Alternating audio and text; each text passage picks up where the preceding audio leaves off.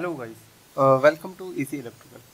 सो आज का जो हमारा टॉपिक है वो है kV capacity of auto transformer comparing to two winding transformer of the same amount of material used, जिसके अंदर हम same amount of copper use करेंगे जो हमने ऑटो ट्रांसफार्मर में यूज़ किया है, उसी का हम टू वाइंडिंग ट्रांसफार्मर बनाते हैं और उसमें देखते हैं कि पावर में क्या डिफरेंस आता है।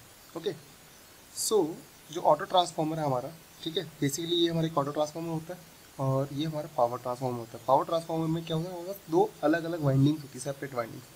और ऑटो ट्रांसफार्मर में क्या होता है, ऑटो ट्रांसफार्मर मतलब सिंगल वाइंडिंग है, उसी से हमने क्या हुआ टैप निकाल के सेकेंडरी वाइंडिंग बनाई है और उसी से हमने प्राइमरी वाइंडिंग भी बनाई है। सो जो हमारा ऑटो ट्रांसफार्मर है, तो ये इसका मान लो तो लेट्स सपोज ये प्राइमरी है, तो ये हमारी इनपुट वोल्टेज VH ऐसे मान लेता हूँ। अभी ये हायर साइड वाइंडिंग है और ये लोअर वाइंडिंग है। ओके, तो VH वोल्टेज होगी, इसके अंदर जो करंट फ्लो हो रहा है वो IH करंट फ्लो हो रहा है। Okay, and point let suppose A point, B and that point C and D। Okay, we have 4 points and polarity dot polarity हम मेंशन कर देते हैं। This is dot polarity and this is dot polarity. I am taking here additive polarity. Okay, additive polarity का मतलब कि ये जो total voltage है इसके अंदर से VL ही निकलेगा ना, ठीक है, मतलब इतना वोल्टेज प्लस इतना वोल्टेज इक्वल टू VH होगा। ओके, तो ये जो यहाँ पे देखो, अब ये वाला जो वोल्टेज है हमारा VL हो जाएगा, ओके, सेकेंडरी साइड पे, और इसके अंदर जो करंट फ्लो होगा वो हमारा IL हो जाएगा।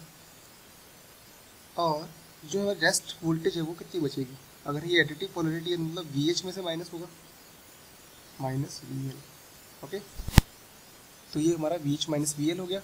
और नंबर ऑफ टर्न्स मैं यहाँ पे मानता हूँ जो प्राइमरी वाइंडिंग में है वो है NH और सेकेंडरी में है NL, तो यहाँ पे कितने रहेंगे NH माइनस NL।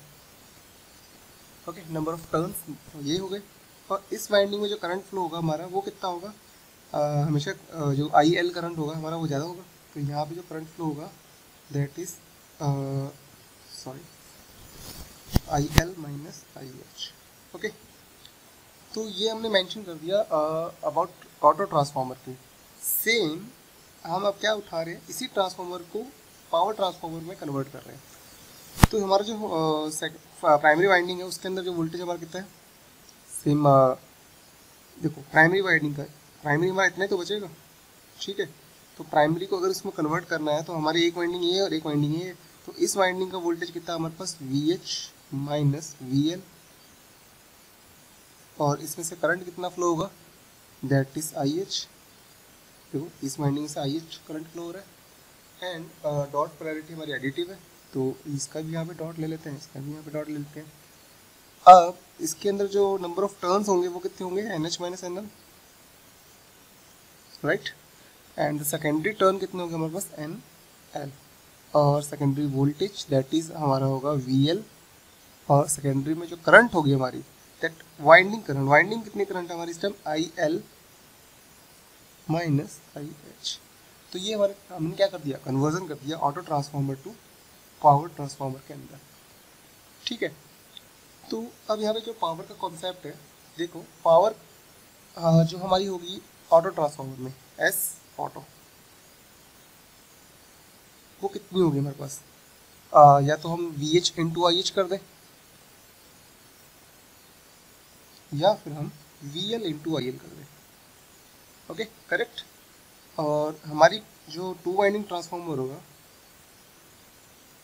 उसके अंदर पावर कितनी होगी, या तो हम VH माइनस VL मल्टीप्लाई कर दें IH से, ओके, मतलब primary voltage into primary current, या फिर सेकेंडरी वोल्टेज कर दें VL और multiply with IL minus IH,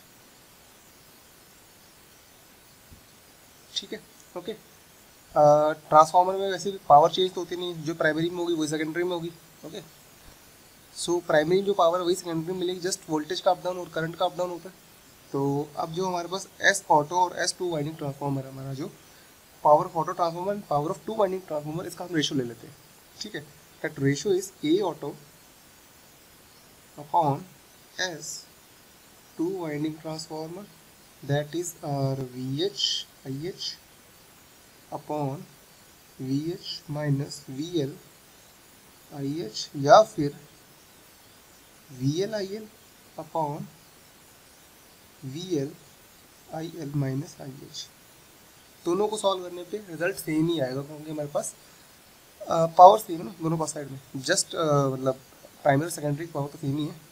तो इसको सॉल्व कर लो या इस रेशियो को सॉल्व कर लो, रिजल्ट सेम ही आना चाहिए हमारे पास। सो जस्ट लेट्स सपोज इसको सॉल्व करते हैं हमारे पास, तो क्या आता है हमारे पास, वी एल से वी एल कट आउट हो जाएगा, तो आई L upon I L minus I H. Okay, अगर इसको सॉल्व करते हैं तो हमारे पास क्या आता है, देखो आई से आई एच कट जाएगा, तो हमारे पास बन गया we H upon V H minus V L. ठीक है, इसमें से अगर मैं वी एच कॉमन ले लूँ तो यहाँ पे वन बच गया, और यहाँ पे वी एच कॉमन लिया तो one minus V L upon V H, V H से V H cancel out, then one upon one minus V L upon V H, right.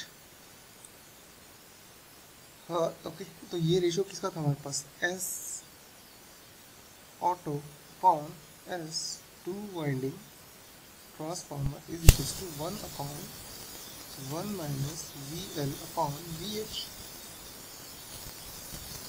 Okay, this one. अब हम किसको क्या लिख सकते हैं, V L upon V H क्या होता है, ठीक है, V H upon V L या फिर N H upon N L. इसको हमने क्या डिफाइन किया था, ए ऑटो, ये डिफाइन किया था।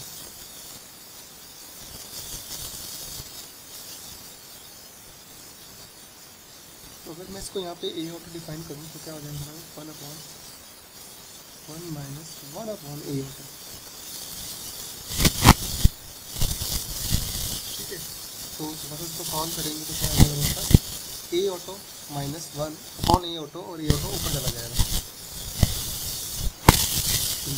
Upon A auto minus one, that is S auto.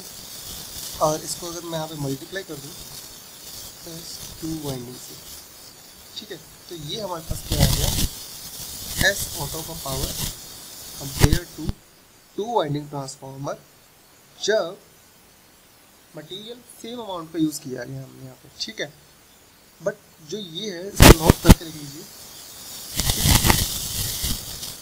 Only value when polarity is additive।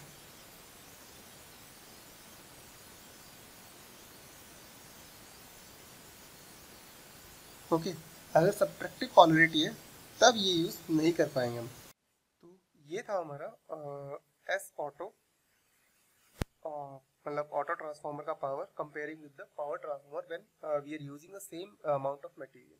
Okay, so next video में मिलते हैं हम, वहाँ पे हम देखते हैं कुछ न्यूमेरिकल, जहाँ पे हम देखेंगे एडिटिव पोलैरिटी और subtractive polarity also. Thank you.